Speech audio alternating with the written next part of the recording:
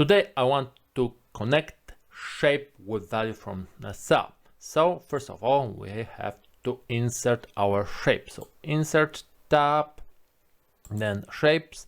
We can use text box, but I want different shape. We have some.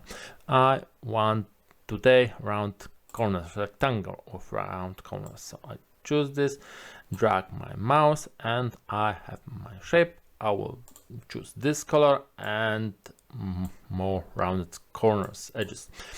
And now when I have selected this shape, so we have to remember the shape must be selected. So now I have selected a cell.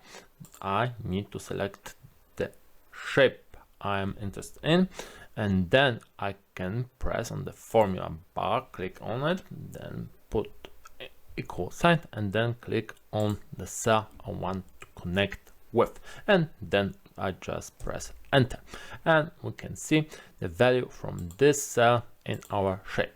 So of course we have to modify our shape so the cell is properly formatted, the values are properly formatted to match our needs. And we can see that this is dynamic solution, because when I add more figurines, more types, the unique values count and change in our cell and change in our shape.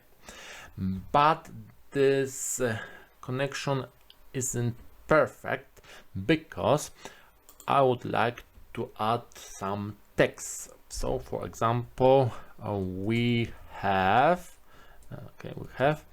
and combine, and we cannot put such a formula into a shape, but we can put similar formula in different cell, and we can just change the connection to E3 cell and enter once again.